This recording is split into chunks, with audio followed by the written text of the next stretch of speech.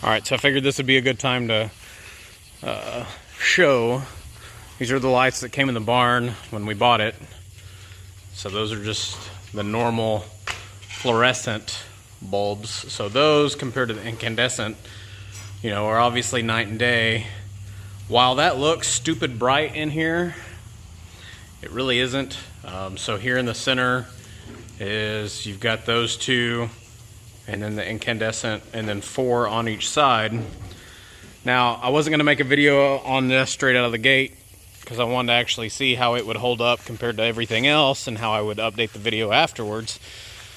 But this one, I actually wanted to sit on for a few months and see what it looked like, make sure that nothing failed.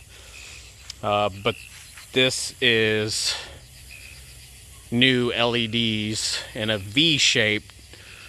So out here was the exact same pattern as what was in the house. You had 4 incandescent bulbs on each side. I was going to swap them out with LED bulbs, but that just seemed stupid. So out here, you know, you obviously have one feeder line coming in from inside the barn, where that came down and went to 1 incandescent, and then daisy chain to the next one, to the next one, to the next one. Again, there was 4.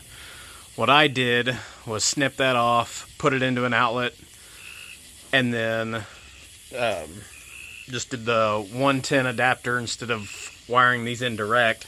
That way then, if these fail, or if I decide to swap, or they come out with better technology when these die, whatever the case may be, it's just an easy, you know, 110 plug-in swap. So again, there's the outlet. It daisy chains down. This time I did 3 instead of the 4 because 3 was more than enough. So anyway, you can see that LED strip all the way down, and I did 3 on each side. And so obviously Chloe likes it, but I mean, look at how far out this goes. Like, it's hitting on the house up to the roof. Look at how much out here is lit up.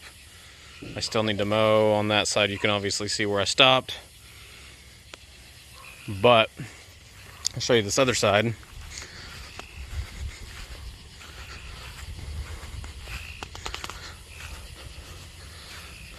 There's dashes. So same concept. I took out the daisy chain for incandescent bulbs and put in 3 110 outlets, and then plugged in the 3 LED light strips. I think I bought like a 18 or 20 pack of these strips. I'm going to end up doing in the garage and in the barn, but I just wanted to see what this looked like, and like I said, sit on it for a couple months, make sure that everything was good.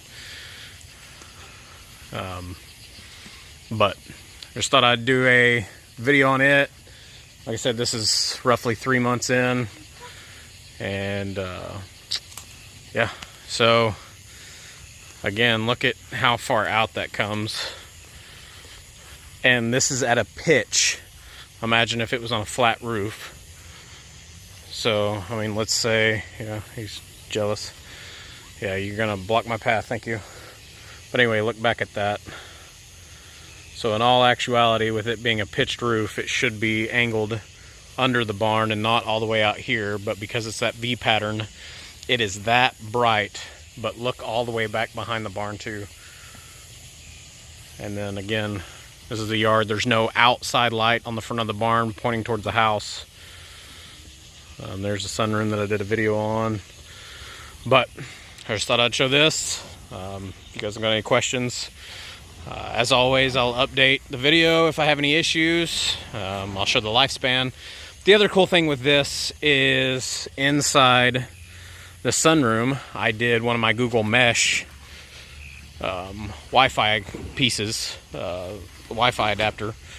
And so, you know, I've got 2 in the house and then 1 out here. With the 1 out here, it extends the Wi-Fi all the way into the barn. So inside the barn, I did just like what I did in the house, where I have the Casa TP-Link smart switches that I can set up on schedules. I can tell Google to turn it off, turn it on, whatever the case may be. I set up routines stating I'm going to the barn, you know, the back porch lights come on, barn interior, exterior lights come on. So those are really cool. I did the same switches all throughout the house, but that's it. Thanks for watching, guys.